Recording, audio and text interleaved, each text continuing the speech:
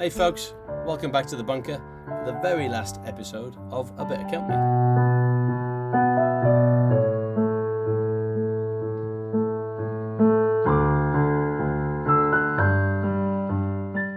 So this week's theme tune was written by Emily, a 13-year-old girl who was missing her gran, and so wrote a tune to tell her that. And it rather appropriately was called Passing Time. Thank you, Emily, that was really lovely. So yes, we kind of thought that since lockdown is easing and we're coming out of the bunker into the light, it was appropriate to bring A Bit of Company to an end. Are you telling us absolutely everything? Oh, well, yes, we've also just run out of tea bags.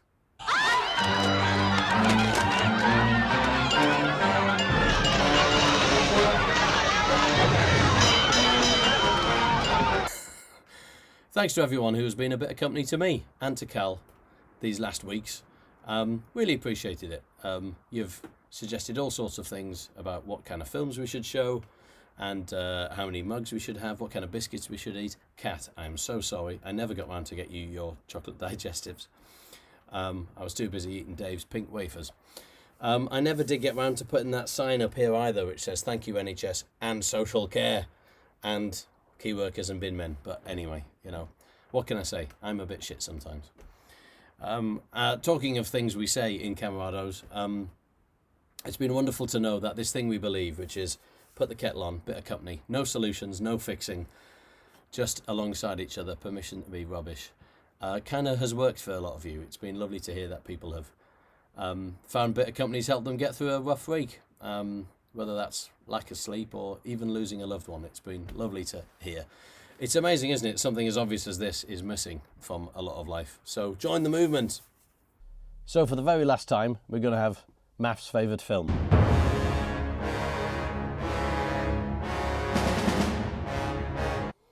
You've been very kind enough to indulge me. Each week I have shown you a film that is the contender for my number one favourite film. And I've got a lot, as you can see. What I didn't expect was that almost everyone has something to say about this global pandemic we're in. And this last one is no different, and it's kind of fitting that this is the one we finish on, because more than any of the films, this film shows that all over the world, people really are not that different. And when we all just be more human, we can get along and be camarados. And it takes place in taxi cabs in 5 different cities at exactly the same time on the same night. It's called Night on Earth by the great film director Jim Jarmusch. I'm sure not many of you have seen it, but I urge you to go out and see it. I absolutely love it. Roberto Benigni is the taxi driver in Rome, and he gives a priest a lift and tells him a story that is just incredible. The one in Helsinki, you don't know any of the actors, and yet it is perhaps the most beautiful. But I'm going to show you New York, just a little glimpse of it. And in it, there's a guy hails a cab, but the guy who's driving the cab, who's from Germany, can't really drive. So the passenger ends up getting in the front seat and driving it for him. And we join them here in their conversation.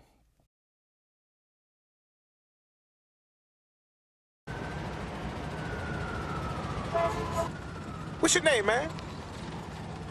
Helmut Krokenberger. Here, can read it. That's me. Helmet? Helmut. That's your name? Yeah. That's a fucked up name to be naming your kid. Helmet. See, because in English, a helmet would be like, you know, like something you wear on your head, you know? You know, a helmet. In English, that'd be like calling your kid lampshade, some shit like that. Hey, lampshade, come here, clean up your room.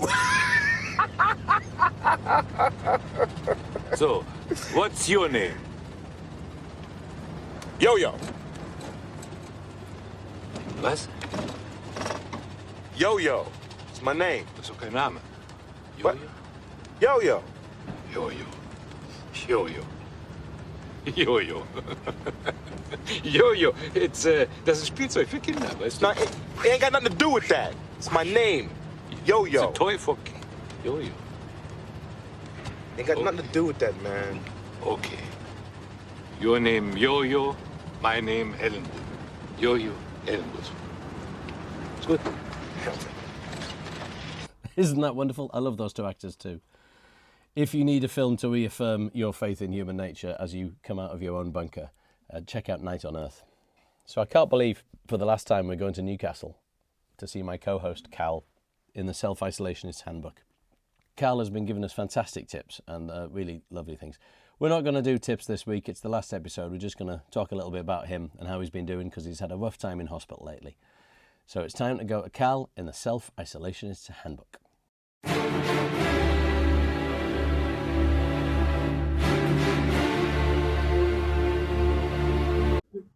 Hello, folks.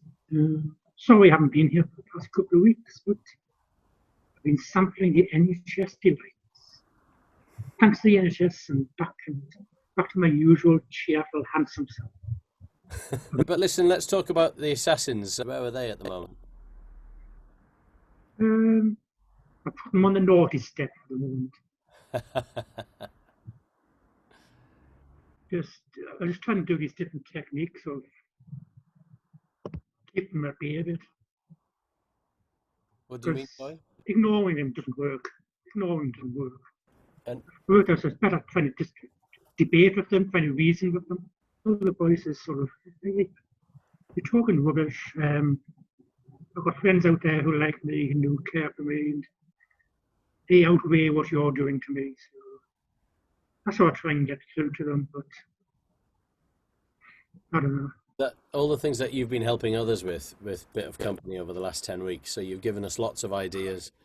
And when you affect the lifestyle like that, does it get anywhere near quietening the voices? Put them to one side. What I'm trying to do is trying to compartmentalize them, trying to put them away. My brain's built up different things. I put them into that section for the moment. It's still there, and it's still murmuring. They're in a room at the back of the mansion, and I don't hear them as much. They'll come back to get out later on, but that's later on. They're part of me, my black dogs, and I just have to kind of accept it, really, rather than solve it. We're so obsessed with solving everything that we can actually do quite a lot of damage, I think. My bad mental health is part of me. Like my bad physical health is part of me. And both of them make me who I am. Make me a different person to if I'd just been normal. It strengthened me in a way. Made me stronger. Made me more committed to seeing change done. Seeing people get help they need and get things done for people. Made me realise more how important that is. Yeah. And how I can use my problems to help other people with their problems. Yes. Because I've had help. People have helped me. God helped me get through these past few weeks, months, but most of these past few weeks. If I didn't have them, didn't have you lot, I would have been totally. Yeah, but it's as with all Camarado's things, it's a two-way thing, buddy. Yeah. We get a lot out of knowing you, and you've got to hear that loud and clear.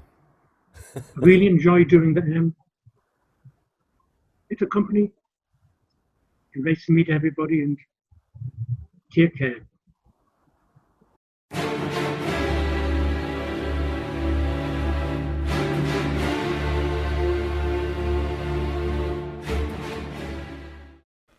Thank you, brother. It's been wonderful making this with you. And thank you to all our guest editors too. Patrina, Paula, Dave, thanks very much. I have to say that there have been a few outtakes whilst making a Bit of Company, mostly involving the fact that you may think this multi-million-pound set of mine is very impressive, but actually it's all stuck together with blue tack. Oh, my studio's falling down. Hold on a second. Oh, I do love you. I'm sorry. My lamp's buggered. Hold on.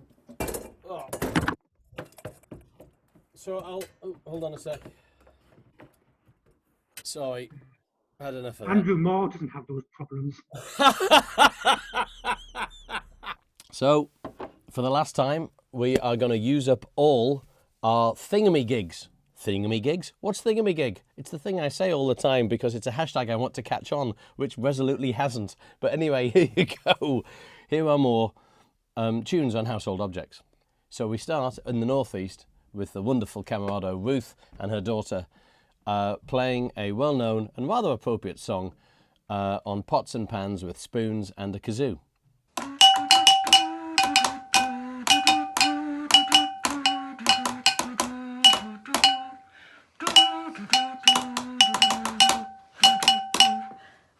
I love the Beach Boys, Ruth.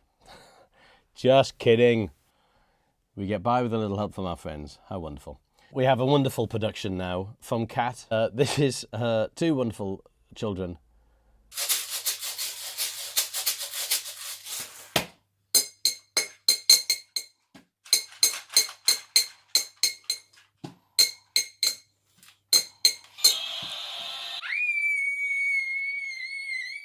Georgia, Sydney, wow, all your own work, amazing. Thank you so much. Georgia, your scream at the end, incredible. What a performance. Thank you. We now go to West London, and this is our big finish. And it's very special to me because I have known the man who plays Watering Can in this clip for many years. He's one of my closest and best friends. And he also just happens to be an amazing trombone player. He's head of brass at the Royal Conservatoire, Royal Birmingham Conservatoire. He's taught at the Royal College. He's played with every major orchestra in the world. And for me, he's playing a watering can. And for you as well. And his missus is a similarly mind-blowingly brilliant musician. She plays oboe and is in demand by composers and conductors alike. Anyway, she's on household glasses. And they're not the best thing in the clip either. The best musician in this clip, for that you have to wait right till the end. And it's a killer.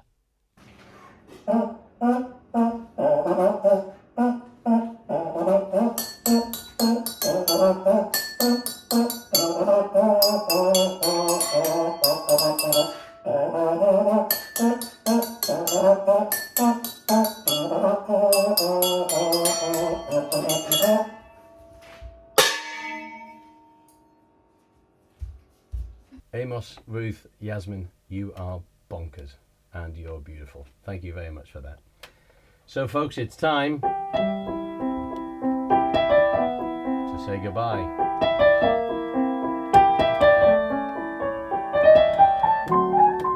And it's been lovely spending all this time with you.